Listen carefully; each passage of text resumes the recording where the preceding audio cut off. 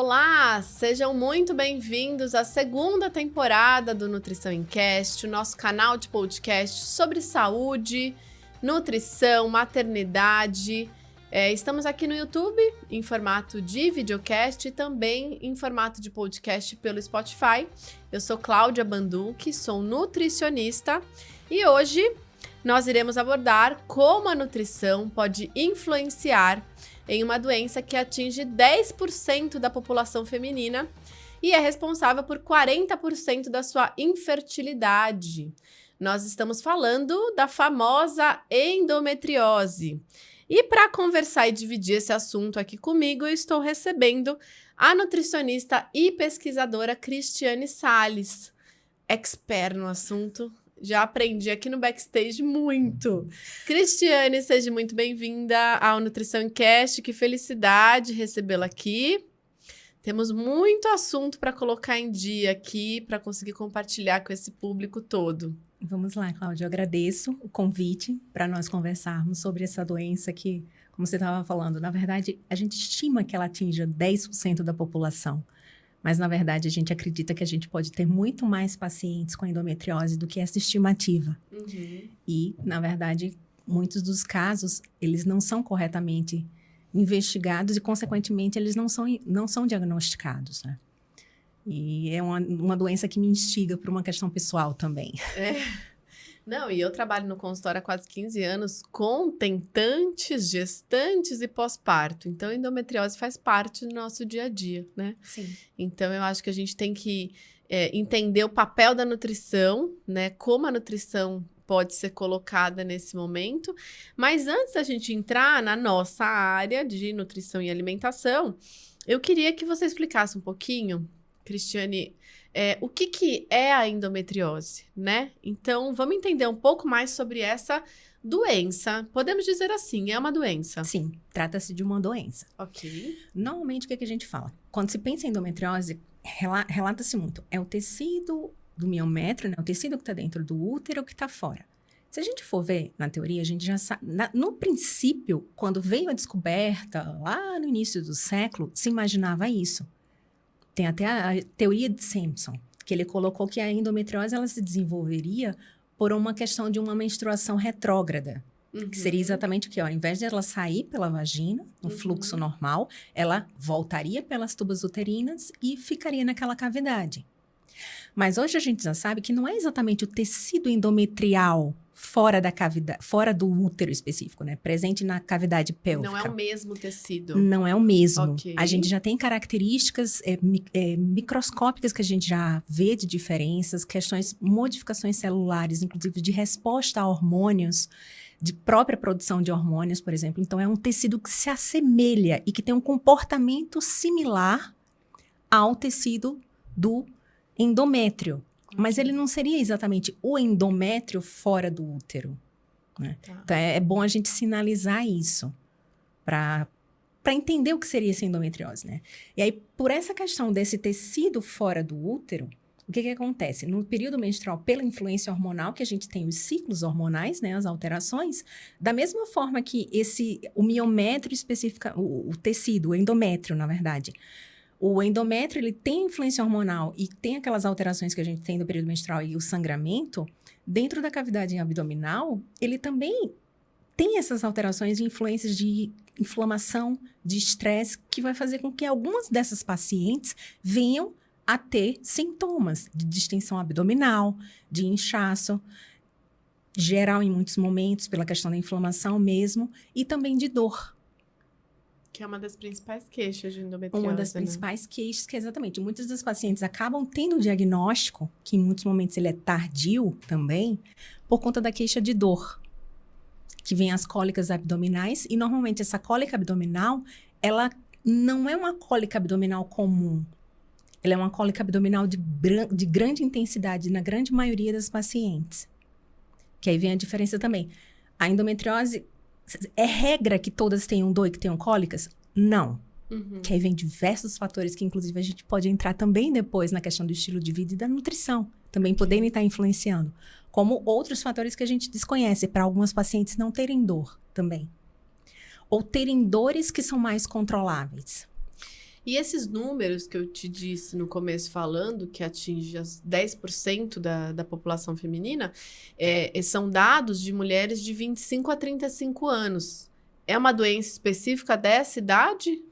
Qual que é a influência para eles abordarem exatamente esse intervalo de 10 anos, mais ou menos? Costuma-se falar exatamente por quê? Porque normalmente nesse período ocorre o diagnóstico.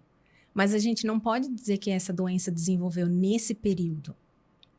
Se a gente vai voltar até para pensar nas teorias da endometriose, de como ela se desenvolve, eu diria que a endometriose ela é a doença das teorias, que tem diversas teorias que tentam explicar por que ela acontece.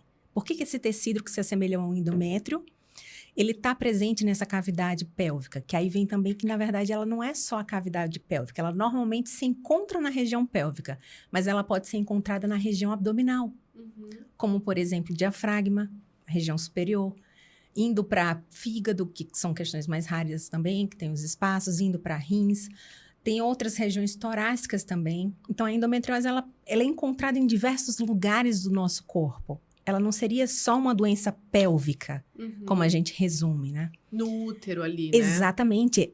Se a gente for até parar para pensar e fazer uma correção, na verdade, a endometriose não é uma doença do útero. A endometriose é uma doença fora do útero. O tecido se assemelha, mas também já sabemos que não é o mesmo tecido que está lá dentro, que é o que está na parte de fora. Exatamente. E se a gente for para a questão do útero, já seria um que a gente fala, às vezes... Existe uma modificação hoje da irmã, da prima, que se fala da adenomiose. Que seria exatamente é também uma expansão desse tecido nas camadas do miométrio, nas camadas musculares do útero. Então, a adenomiose seria uma doença centrada como também os cistos, os miomas, no útero específico, mas a endometriose não. Esse tecido, ele vai ganhar cavidade pélvica, ela fica nos arredores normalmente, que aí vem um dos pontos até na questão das teorias que a gente entra agora também nessa descoberta dos 25 aos 35 anos. Uma das teorias nos coloca que a endometriose ela começa a desenvolver no período embrionário. E tem alguns estudos que já demonstram casos, por exemplo, de bebês, de fetos, com endometriose, quando por alguma razão ocorreu um aborto, né?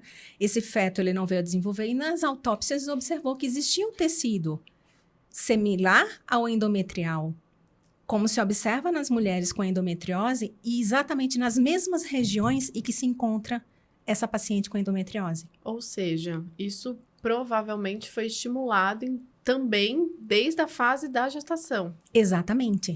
Que a gente entra na fase de programação metabólica, né? Que é uma das coisas que a gente levanta tanto em atendimentos com gestantes. Que eu acho que é um dos pontos que a gente precisa também levantar essa bandeira e começar a pensar nessa programação metabólica, pensando também na endometriose. Não só nas doenças gerais que a gente acaba pensando como diabetes, como obesidade, o próprio câncer. A endometriose, a gente já tem indícios de que ela pode começar nesse período gestacional. E ela tem hereditariedade? Percebe-se que filhas de mães que tiverem endometriose têm uma maior predisposição. Ok. Mas isso não é regra. Porque se a gente for pensar que já é uma doença que se desenvolve na parte embrionária, né? Desde a formação desse embrião, já é uma coisa que a gente já pode trazer de uma certa inflamação dessa gestante, né? De alguma maneira, nessa distribuição dessas células, né, no desenvolvimento embrionário, quando acontece até a modificação da expansão, da formação dos órgãos sexuais, esse tecido mulleriano, ele não se diferenciaria, ele não se modificaria exatamente. Então, ele ficaria em lugares diferentes, que aí viria depois a endometriose. Que aí eu entro num ponto que nunca se fala, que aí vem também ao ponto que vem exatamente ao contra da doença do útero, né? A diferenciação nesse período embrionário, a gente ficaria com esse tecido residual nessa região fora do útero, que no futuro a gente descobriria endometriose. E, de certa forma, ela poderia explicar, por exemplo, que nunca se fala, que a gente pode colocar como não sendo uma doença exclusiva de mulheres e, embora ela seja encontrada mais em mulheres, a presença de endometriose em homens. São casos raríssimos. Uhum. E aí, o que acontece? Em muitos momentos, quando acontece o diagnóstico, esses homens, eles passaram por algum processo que levou a ele ter influências hormonais, como, por exemplo, acontece muito o diagnóstico depois de um câncer de próstata. Que ele recebe medicações que têm influência hormonal e que fazem com que ele comece a ter dores abdominais inespecíficas. E assim como acontece em muitos momentos na mulher com a endometriose, que não existe uma investigação correta, uma observação anatomopatológica direcionada de uma pessoa que conheça exatamente do assunto, o homem não tem endometriose, é doença de mulher, é doença do útero.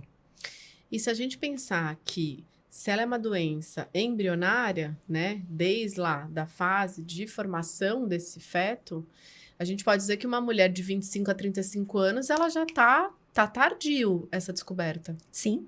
E vem por conta dessa mulher tentar engravidar? Tem essa relação? Um dos pontos, na verdade, essa tentativa de gravidez, ela propicia com que ocorra o diagnóstico. Que o que acontece? Em muitos momentos, se você vai para uma anamnese dessa paciente que tem endometriose, se você for ver, ela já sente dores e cólicas desde a primeira menstruação. Mas o que acontece no início? A cólica no início é normal. Uhum. É mais intensa. É normal. É coisa de mulher. E mulher é resistente à dor, né? Não queria dizer, não. A mulher é resistente à dor. Então, assim, ela deve, né, ficar tomando um monte de remédio, sabe que aquela fase é uma fase mais difícil e segue a vida. E vem o clássico e vai até para as propagandas. Toma isso que passa. É verdade. E aí vem o ponto. É normal? Não, não é normal, é comum. E É comum a cólica, é comum a dor. Mas ela não é investigada de uma maneira profunda. Então, em muitos momentos, o que acontece? Vêm os anti-inflamatórios, as medicações todas para tentar silenciar essa dor, ou essa paciente ela entra num uso de hormônios, como pílulas anticoncepcionais. Que eles usam de tratamento. Exatamente, mas ele não vai investigar que essa paciente tem endometriose, porque adolescente não tem endometriose.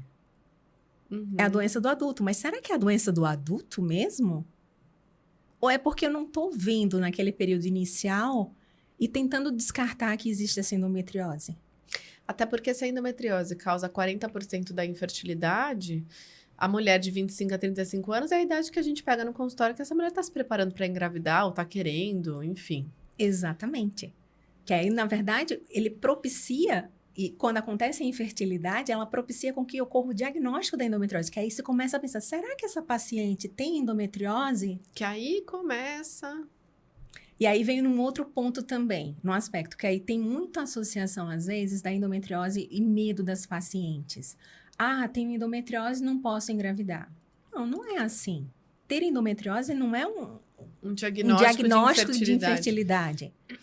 Algumas pacientes, por questões diversas, elas podem ter essa infertilidade associada e percebe-se um percentual considerável, 40%. Mas não é regra. E aí acontece também, em muitos momentos, também o erro do diagnóstico também, você tem filhos, então você não tem endometriose. Mas endometriose e infertilidade não é uma condição sine qua non. Uhum. Elas podem acontecer juntas, mas não. Então, acontece também o diagnóstico tardio de pacientes também por conta que conseguiram engravidar. Ou porque tá tomando anticoncepcional para não engravidar, porque estão utilizando isso como método contraceptivo. Exatamente, que ele pode estar funcionando exatamente pelas alterações hormonais que acontecem, ele pode estar silenciando essas dores, silenciando os sintomas, mas a doença está lá, ela só está quietinha. Olha, vamos pôr uma tarja aí. Anticoncepcional não cura endometriose. Repitam comigo, Por vai, favor. Cristiane. Anticoncepcional não cura endometriose. Meu, a gente cresce na adolescência escutando isso. A gente vive no consultório escutando isso. E tem outra ainda. Que aí você tá aqui como pesquisadora no assunto para explicar pra gente. Porque o que a gente também ouve de relatos depois que engravidar, curou a endometriose. Não é, Cristiane? Dá Pois o é. seu relato aí. Outra falácia Falácia. completamente comum. Mas o que acontece? que vem para essa ideia, né, que a gravidez cura a endometriose. Inclusive, algumas pacientes são influenciadas a engravidarem numa tentativa de tratar a endometriose. Mas não. Da mesma forma que as influências hormonais, no caso, o uso da pílula anticoncepcional vai silenciar esses sintomas, a modificação hormonal que acontece nesse período gestacional também vai fazer com que ocorra o silenciamento dessa endometriose em algumas pacientes. Porque tem algumas que continuam tendo sintomas. Que aí vem as características peculiares de cada uma, que a gente não entende completamente. Que aí a gente tem que ver a individualidade a paciente em si. E aí o que é que acontece? Passou o período de gestação, passou o período de lactação, que a gente ainda tem influências hormonais, essa paciente está com dor novamente. E aí vem a decepção. Por quê? Porque gestação... É. E muitos ficam nessa, e uma atrás do outro, e começam também dificuldades, né? A endometriose, ela não vai ser tratada pela gestação. Ela simplesmente vai ser silenciada como ela é silenciada pelo uso de hormônios. E muitas vezes, se a gente for pensar, né, o uso de anticoncepcional, ela é muito indiscriminada, né? Porque, assim, às vezes você pega jovens que não estão acertando o ritmo menstrual, ou menstrua pouco, ou menstrua muito, ou ela quer saber o dia que ela vai menstruar por puro comodismo e facilidade, ou ela, decido que eu não quero mais menstruar, vou procurar um GO para me orientar como não menstruar mais. Pronto. É tudo que a endometriose, doença, né, Cristiane, precisa dessa mulher, né? E aí, outros processos que a gente poderia colocar. Então, assim, ela tem que ter, de fato, uma predisposição para ter a endometriose. Sim. E aí, a vida vai colocando alguns facilitadores para essa doença se desenvolver. E aí, entra o nosso lado também. Sim. A gente pode, eu diria que até no ponto da programação metabólica, a gente já pode começar a atuar nessa paciente desde o momento gestacional. Desde que ela está sendo formada. Viu, gente? Eu sou chata para falar sobre nutrição na gestação. Olha aqui, Cristiane, pesquisadora de endometriose, tá aqui, né? Que não me deixa mentir. Que eu falo tanto sobre programação metabólica, né? Sobre a oportunidade que a gente tem de dar um estilo de vida melhor, de começar a tratar o que a gente está carregando há tantas e tantas gerações. Por que a gente não pode começar daqui para frente a solucionar? Eu brinco que elas estão com a bola do jogo, sabe? Sim. É a sua vez, agora é a sua vez. Não adianta falar, todo mundo na minha família tem colesterol, todo mundo na minha família é diabético. Então, agora é sua vez. Então, a gente começar a melhorar a programação metabólica dessa tua geração e das próximas gerações, que a gente sabe que impacta.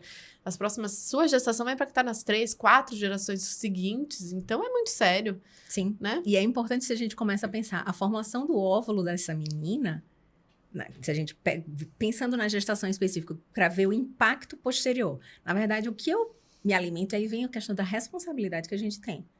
O que eu estou me alimentando nesse período gestacional, eu estou influenciando a minha filha e diretamente já os meus netos. Uhum. Por quê? E business. Vai o direto. Vamos ainda, né? Vai o direto. Tá, vamos. A formação desses óvulos já acontece nesse período gestacional. Então, não é uma influência direta somente na minha filha, mas também nos netos. É, gente. A responsabilidade não é só além. É mais. E não tem essa coisa de falar, depois nasce, depois se cria, né? Que tem essa coisa de querer pegar o caminho do atalho e não fazer a sua parte. Eu falo, gente, a gente é ignorante sobre muitos assuntos, né? Eu também sou de tantos outros. Mas a partir do momento que a gente sabe sobre a responsabilidade, sobre o impacto, né, Cristiane? Aí eu acho que a gente começa a entender um pouco mais sobre a nossa responsabilidade nessa fase, né? Sobre a endometriose, vou falar que não sabia. Não sabia de fato que era uma doença embrionária. Isso já aumenta mais ainda a nossa responsabilidade nesse momento de orientação nutricional, né?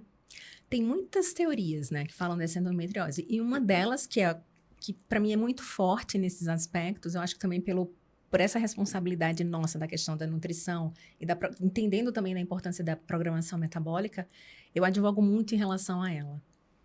E aí vem o ponto específico também que a gente acaba entrando com outras teorias. Termina o tratamento da endometriose, a ideia da alimentação influenciando só nesse período? Não.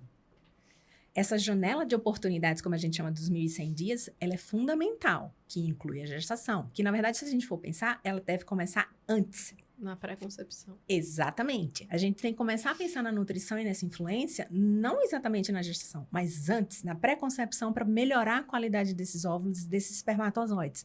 Que a gente também não pode isentar a responsabilidade do paterna. homem. Exatamente. Que não é... o filho, ele não é gerado simplesmente pelo óvulo. É pelo óvulo e pelo espermatozoide. Então, existe a responsabilidade de ambos. Né? Em diversos aspectos, até questões de predisposições também desencadeadas pelos pais. Né? Pela qualidade desse espermatozoide, pelo estilo de vida desse pai. E aí vem depois o quê? A fase dessa criança também. De como ela se relaciona nessa vida, né? Na fase de infância, de adolescência, que hábitos que essa criança tem. Se ela pratica atividade física, como é que é a vivência, que tipo de exposição essa criança tá, tanto no aspecto de nutrição, quando a gente vai pensar no tipo de alimentos que ele está consumindo, né? Que aí entra na questão do que tipo de alimentação essa criança está recebendo. É uma alimentação saudável? Ela está sendo influenciada por aqueles lanches que normalmente estão mais presentes em cantinas de colégio, que a gente tenta tanto modificar, são mais ricos em açúcares, em gorduras, é a presença do refrigerante, as coisas todas. Então, naquele momento, da mesma forma que a gente está influenciando um processo inflamatório para diversas outras doenças, a gente pode influenciar positivamente. Positivamente ou negativamente a partir das escolhas que são feitas, né? Nessa paciente. Porque eu posso exatamente modificar e fazer com que esse corpo ele seja mais reativo, né? Seja mais inflamado, mais oxidado. Que aí vem um ponto também, a gente precisa da inflamação. A inflamação ela é importante no nosso corpo porque ela é uma sinalização e uma forma de reação. Que até na paciente com endometriose, se a gente começa a pensar também, que aí vem uma das teorias também que fala da questão imunológica. Que algumas pessoas confundem como sendo uma doença autoimune. Porque a endometriose é uma doença inflamada. A gente tem um processo inflamatório exacerbado. Tá. Nessa paciente. Inclusive, se a gente vai observar nos estudos, a gente mostra também uma maior concentração de citocinas inflamatórias nessa paciente. Ou seja, a alimentação e a nutrição não iria prevenir essa doença. Se a gente pensa no sentido... O estilo de vida... Eu acredito que muito mais a alimentação, no desenvolvimento específico, não. Mas ela vai... Dependendo das escolhas que acontecem nessa paciente, pode fazer com que ela tenha mais sintomas, com que facilite com que esse diagnóstico aconteça. Ok. Agora, a influência direta do desenvolver, e até se a gente pensa nessa questão embrionária, ela não seria exatamente durante a vida. Mas a alimentação, ela consegue fazer uma proteção inflamatória ou causar mais inflamação. Sim. Que aí, com certeza, impactaria. Sim. Que aí vem também um outro ponto na questão da imunologia que a gente estava falando. A paciente com endometriose, ela parece ter algumas alterações imunológicas que fazem com que ela seja mais sensível a diversas outras questões, inclusive reações alérgicas e intolerâncias. E que aí vem o ponto do modificar a ideia do autoimune também. Uma doença autoimune seria exatamente o quê? O corpo, ele produz anticorpos para destruir determinada, por exemplo, na tireoide de Hashimoto, ele produz anticorpos para destruir a tireoide.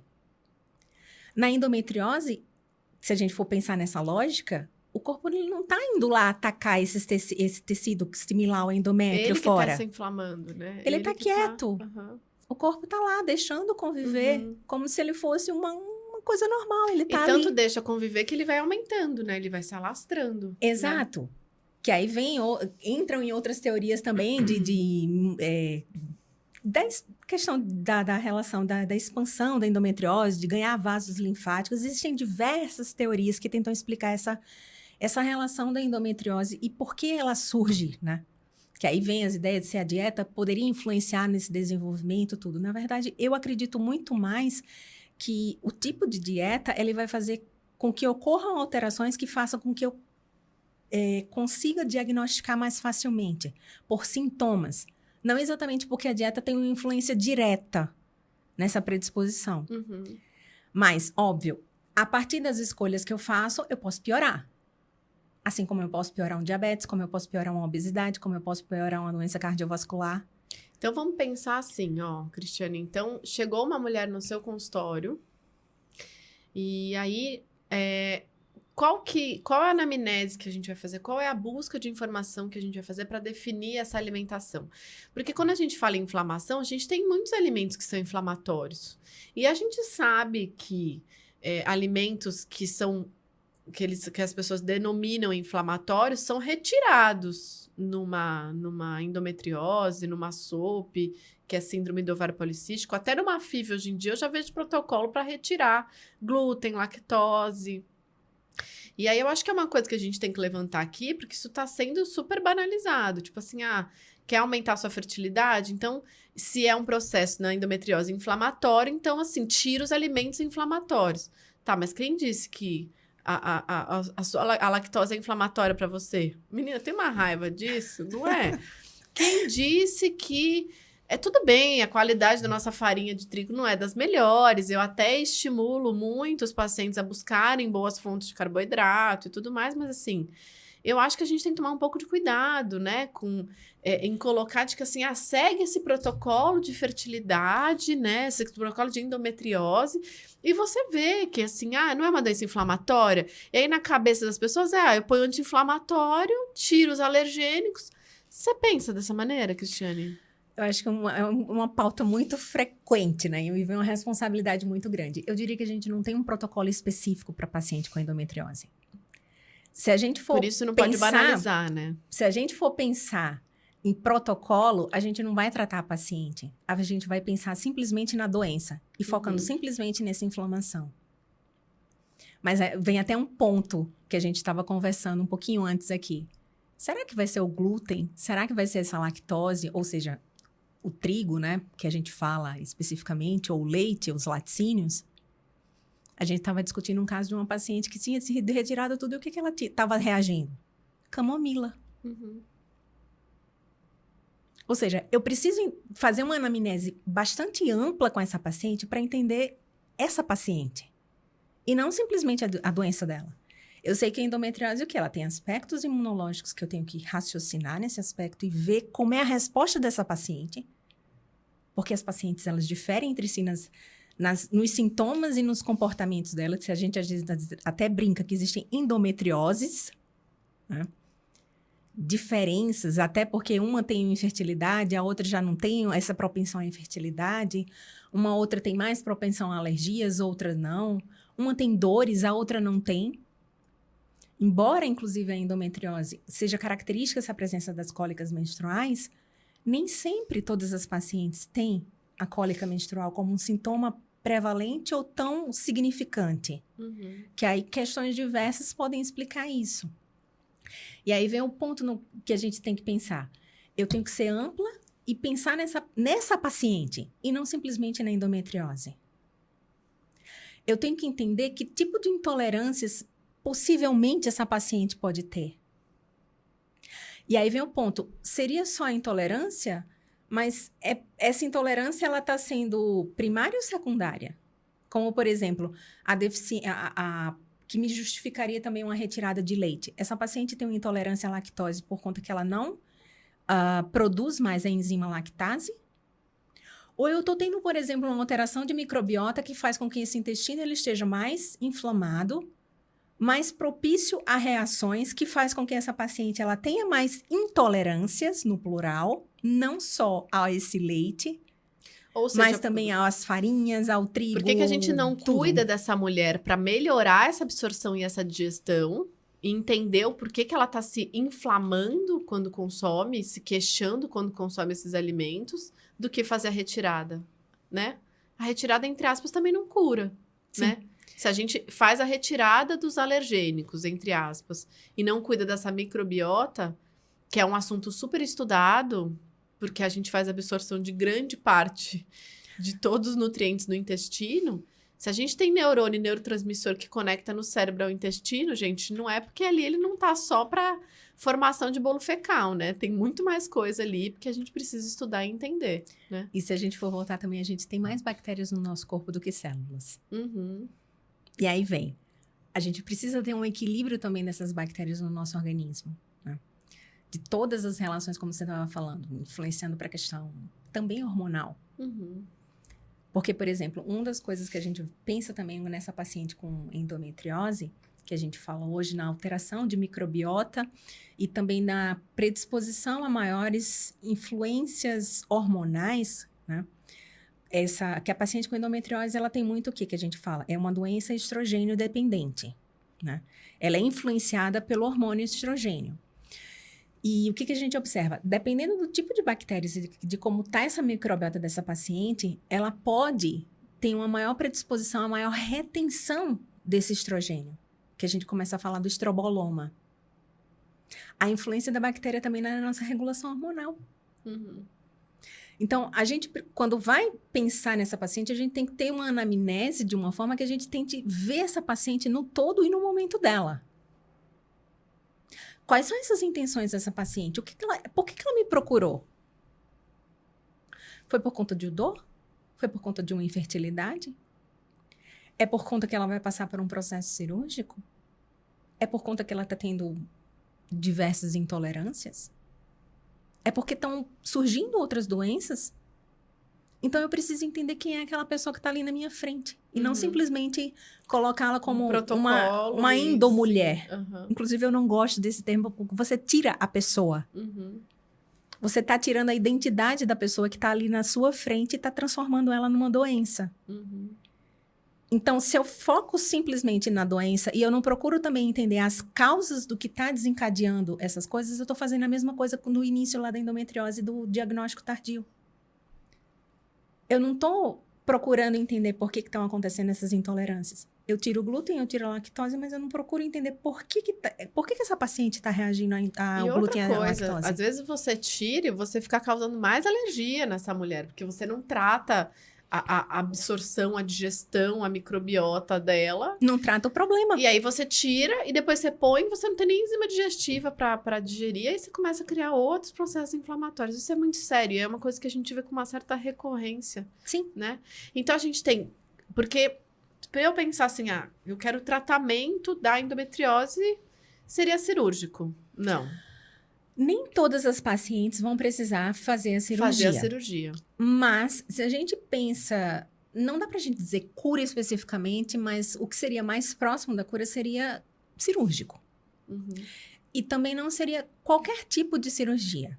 Ela tem que ser uma cirurgia por um médico que, de fato, entenda o que ele está buscando e que ele tenha abordagens em que ele, de fato, ele retire todos os focos que aquela paciente vai ter. Porque em muitos momentos, o que acontece da paciente, faz cirurgia e aí depois voltou. Será que voltou? Ou será porque simplesmente foi utilizada uma técnica que não retirou? Não retirou. Que a gente fala muito da cauterização. Eu fui lá, queimei. Se a gente pensa na planta, né? Você vai lá num terreno, especificamente, você vai tentar tirar o mato. O que seria mais eficaz? Você retirar esse mato puxando com a raiz ou você simplesmente fazer como na maioria das pessoas fazem lá, faz uma queimada e acabou? E aí daqui a alguns meses está o mato todinho lá de novo. Se eu não sou específica no momento de tentar identificar e de ver no campo, de remover completamente, como a gente faz nas cirurgias de câncer... É a mesma coisa. É a mesma coisa. Volta. Ficou. Na verdade, não volta, ficou. Ficou. Não é voltou. É isso aí, não voltou. Ficou. Às vezes acontece de regiões específicas por algum ponto. Não é muito raro para um médico que é especialista, que é atento, que é cuidadoso, ficar focos. Mas pode acontecer também. De algum foco ter se perdido. E até o tipo de abordagem, o tipo de cirurgia que é feita. A cirurgia de endometriose... É indicado que ela seja uma cirurgia por laparoscopia. Por quê? Porque eu vou ter instrumentos que vai fazer com que eu aumente esse campo de visão e que eu consiga visualizar melhor do que se fosse uma laparoscopia, que assim, é como a cirurgia que a gente faz, o corte, ele é aberto e você não seria pelos furinhos, como a gente vê, né? As cirurgias na laparotomia, que você vai abrir lá e é o olho nu seu que vai ver. Se são focos que são micro, em muitos momentos... O meu olho, às vezes, não consegue ver. O que aquela câmera pode ter, aumentar o meu campo de visão e facilitar com que eu diagnostique, que eu visualize e que retire completamente aquele foco daquela lesão. E aí, se a gente pensar de que a alimentação, ela ajudaria tanto a não agravar, de fato, cuidando dessa microbiota, cuidando de uma boa alimentação, tendo uma boa qualidade alimentar, aí entra naquela história da boa alimentação, da boa qualidade nutricional, né? E eu Entraria prego muito a questão da individualidade. Uhum. Entraria naquele bom prato de frutas, verduras, legumes minimamente processados, né? Sim. Eu acho que aí na cirurgia precisaria ter algum procedimento antes e depois, mas como você mesmo disse, não é toda a endometriose que será cirúrgica, né? A indicação cirúrgica, ela está muito relacionada à alteração da qualidade de vida dessa paciente. E tem alguns casos que, mesmo sem sintomas, eles são mandatórios. Que é quando ela atinge órgãos chaves. Como, por exemplo, o rim, a ureter, né, que é o canalículozinho que vê o caminho da urina, né, exatamente, do rim para a bexiga. Uhum. Se atinge o apêndice, por exemplo, tem outras regiões, órgãos-alvos específicos, né? Então, tem determinadas regiões do intestino também, principalmente quando ele pega aquela parte mais do intestino superior, do delgado, é um mandatório, por conta da gente existe um risco maior de haver uma compressão, um crescimento que interfira nessa relação do intestino mesmo. Porque, na verdade, essa endometriose, ela vai aumentando, né? Ela vai...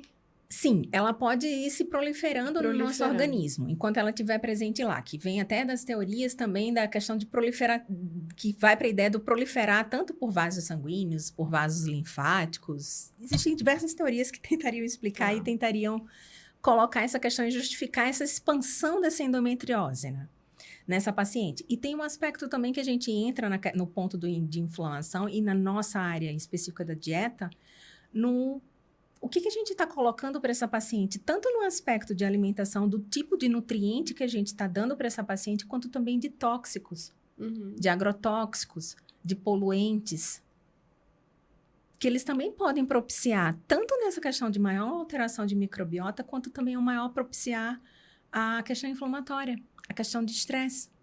E aí a gente vai propiciar com o quê? Que essas lesões, elas se tornem mais inflamadas, elas se tornem mais reativas. Que aí, o ponto da cirurgia que a gente estava falando, nem toda paciente ela vai precisar. O que me diz se essa paciente vai fazer um tratamento cirúrgico ou não? Em muitos momentos, se essa endometriose está alterando muito a qualidade de vida dessa paciente. Em outros casos, que aí não seria só pela questão da qualidade de vida, aonde estão essas lesões? Ela vai... Eu deixar essa lesão naquela região, pode predispor com que ela perca aquele órgão? Então, isso é mandatório para que eu intervir, que eu vá lá, faça uma intervenção e remova para evitar uma perda de um rim, por exemplo. Claro. E aí vem os pontos também que a gente coloca também no aspecto nosso de nutrição, que a gente observa também como para as outras doenças, né? É interessante que a gente tenha um preparo nutricional para essa paciente também, pensando em imunomoduladores, pensando em evitar deficiências nutricionais, pensando em trabalhar essa inflamação que vai acontecer no processo cirúrgico e ela precisa acontecer para que essa paciente se recupere do trauma, que a cirurgia é um trauma. E quando ocorre um trauma, o organismo, para que ele responda e que ele responda de uma maneira adequada, ele precisa inflamar. Mas, ao mesmo tempo, eu posso modular isso com a nutrição e tentar ajudar com que essa paciente ela tenha uma recuperação melhor. Então, a nutrição, a gente entra em diversos aspectos nessa vida dessa paciente. A gente tem que pensar, o básico, a gente tem que pensar o quê? É uma dieta equilibrada e saudável. Agora, o que me vai fazer, se eu vou retirar glúten, se eu vou tirar lactose, se vai ser uma coisa definitiva ou não, é paciente a paciente. E teria algum grupo alimentar, algum alimento que você fale, olha, é indispensável que uma mulher com endometriose, ela precise consumir tais alimentos? Tem algo assim? Se a gente for pensar na qualidade, na diversidade, a gente tem que ver o equilíbrio. A gente vai ter que pegar os diversos grupos. A gente não consegue obter todos os nutrientes, tudo que a gente precisa da nossa dieta, pensando só num grupo de alimentos. As frutas vão ser importantes? Sem dúvidas. Fontes de água, fontes de vitaminas, fontes de minerais, fontes de fibras, de fitoquímicos. Mas eu consigo suprir tudo com isso? Não. Eu vou precisar dos grupos de cereais, que também vão ter outros nutrientes, micronutrientes, vão ter também fibras, vão ter também aminoácidos, vão ter proteínas, dependendo desse cereal, que vão complementar aquelas frutas. Eu vou precisar dos vegetais, das leguminosas. Eu vou precisar também de alguns pontos, de algumas situações, que aí vem o ponto do vegetariano ou não, do plant-based ou não, mas também de fontes animais. Inclusive, na dieta plant-based ou vegetariana, a gente vai precisar suplementar alguns micronutrientes, como, por exemplo, a B12 e ferro em algumas situações. Então, na verdade, não existe um grupo. Existe o equilíbrio. Até porque, como é uma doença inflamatória, a gente sabe que teria que ser uma dieta focada muito ao estilo de vida dessa pessoa e uma mudança melhor. Porque a gente sabe que a atividade física vai influenciar. Sim. A gente sabe que o sedentarismo, a obesidade, a gente sabe que a qualidade do sono, né? Sim. Eu acho que tudo isso a gente precisa colocar em questão para minimizar, que eu acho que é uma coisa... Eu sempre brinco muito no consultório que eu falo para meus gestantes, foque no que você controla. Foque no que é responsabilidade sua. Gente que foge, aí não... Que aí foge, paciência. Não, e bem-vindo à maternidade, que é a perda do controle mesmo. Mas eu falo, foque no que você controla. Sim. E eu acho que agora, clareando bastante as nossas ideias sobre o que é a endometriose, como tratar, o que a gente vem errando, o que a gente vem acertando, eu acho que a gente... Vocês podem estar pensando, mas é mais do mesmo de alimentação saudável? Então, mas é a base para tudo. Não adianta pensar, né, Cristiane, em fazer qualquer tipo de intervenção se a gente não tiver uma base sólida de alimentação, de estilo de vida, né? Como é que a gente vai pensar em processos inflamatórios com uma pessoa estressada? É um baita processo inflamatório, né? Eu posso tentar... fazer uma dieta de uma maneira que seja o máximo possível tentando minimizar essa inflamação. Mas se existe o estresse, eu não vou conseguir controlar. Se a gente for pensar no específico do tratamento da endometriose, a gente tem que pensar o quê? O que a gente sempre fala que vai nessas bases. A medicina do estilo de vida. Do estilo de vida. Ou, se a gente pode utilizar outros termos que estão sendo utilizados também agora, a nutrição do estilo de vida. Que ela é baseada no quê? Não é em um grupo, não é um alimento, não é numa dieta. E até se a gente volta especificamente, a dieta anti-inflamatória. Na verdade, qual é a base da dieta anti-inflamatória? Existem, na verdade, padrões alimentares em que a gente observa que eles têm um potencial de reduzir inflamação ou de propiciar menos inflamação. Que a gente pode dar, a dieta plant-based é um exemplo. Dieta mediterrânea é um exemplo. Que é a base de frutas, verduras, Exatamente. Legumes, cereais integrais. A DESH que é utilizada para o tratamento da hipertensão. Então, na verdade, ela é uma dieta que tem características que vai fazer com que essa pessoa se torne mais saudável. Por isso que é a base. E a base é o nosso solo, né? Do que adianta eu construir tudo aqui em cima se eu tenho uma base frágil? O que pode estar maravilhoso aqui em cima, mas se eu não tenho uma base frágil, eu acho que isso pode influenciar também até não é a reincidência da endometriose, mas é acelerar ou não, né? Os graus dela, né? Os tipos. Então, eu acho que, de fato, é muito difícil a gente separar, hoje em dia, as doenças todas que a gente tem da nossa alimentação e do nosso estilo de vida. É, né? A nossa vida, é a nossa base. E aí eu até fiz uma pergunta aqui, né? Que em qual etapa a nutrição tem maior efetividade? Aí você vem e fala pra mim que que é uma doença embrionária, ou seja, Cláudia, não tem saída, faz essa mulher comer direito. Toda. A missão é sua. A vida toda. E aí eu já entro com outro ponto aqui. Fala assim, Cláudia, se você não fizer seu trabalho direito, ela vai vir parar aí pra mim, né? Então, Cláudia, faz seu trabalho para eu conseguir. Tá, eu, Cristiane, vou me esforçar, tá? Mas, de fato, né? Às vezes a gente... Porque, Cristiane, a endometriose, ela é uma coisa que é muito falada, a internet é muito cheia de informações, e a gente é da área e a gente vive vendo uns protocolos e tratamento, a nutrição tratando a sua endometriose, a nutrição prevenindo, a nutrição aumentando a sua fertilidade, faça isso, trate, engravide. A gente tem que tomar muito cuidado quando a gente sabe o poder da nutrição, sabe sim que ela vai ter total eficácia, tanto antes quanto depois, quanto tudo. Mas a gente tem que tomar cuidado porque, de fato, quando a Cristiane, pesquisadora em endometriose, está aqui falando pra gente de que a nutrição ela não vai fazer com que não apareça a endometriose se você já carregar ela com você. Agora, de fato, seu estilo de vida vai influenciar. E o estilo de vida é a alimentação. E aí é tudo, né? É um dos pilares, né? Na verdade, a alimentação é um dos pilares, né? Uhum. Que a gente vai ter o quê? A atividade física, o controle de estresse, sono, os nossos hábitos, a própria exposição a poluentes ou não. Uhum. Como a gente leva essa vida? Na verdade, é o nosso estilo de vida que é a base da medicina do estilo de vida e da nutrição do estilo de vida. E aí vem um outro ponto também, nesse aspecto também do desenvolver, que aí vem o ponto da chave, a nutrição para tratar a sua endometriose. Olha só o peso. A nutrição para tratar a sua endometriose. Uhum. Cadê a paciente? Uhum. A gente está falando o quê? Que a endometriose, ela parece ter endometrioses, uma brincadeira. Ou seja, existem diferenças, existem graus, existem comportamentos diferentes nessa paciente. Mas, de fato, ela precisa ser tratada, porque, principalmente, se essa mulher quer engravidar, 40% delas têm infertilidade. Então, isso precisa ser levado.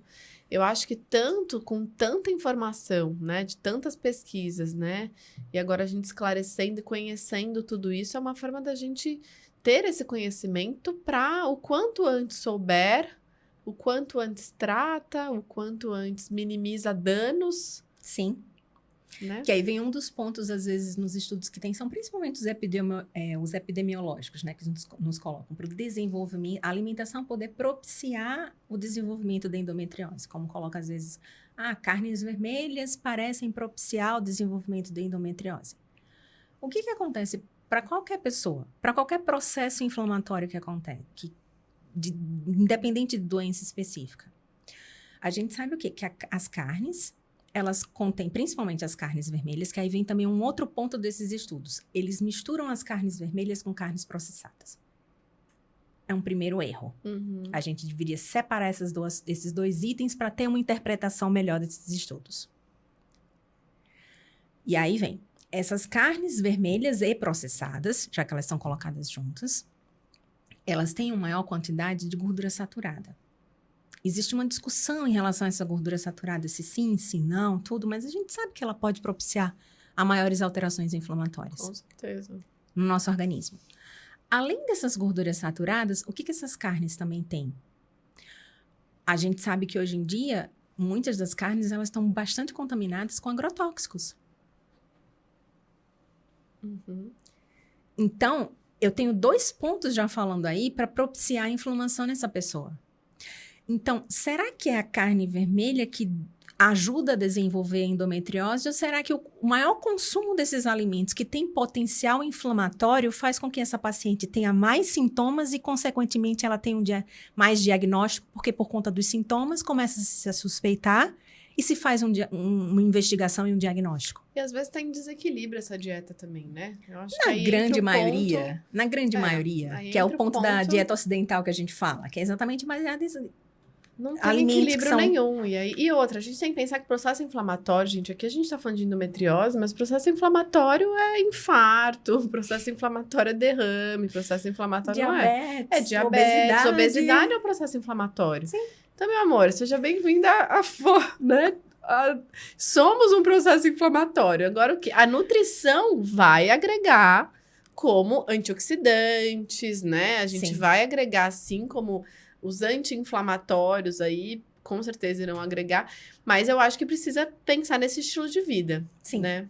É fundamental para tudo na nossa vida.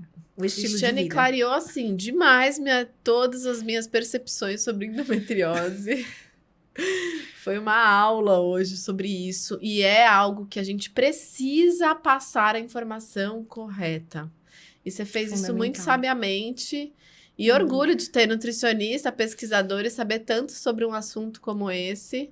Eu acho que a nutrição vem cada vez ganhando mais mercado nas especialidades. E eu acho que a melhor decisão que a gente tomou foi, de fato, buscar as especialidades também na área da nutrição.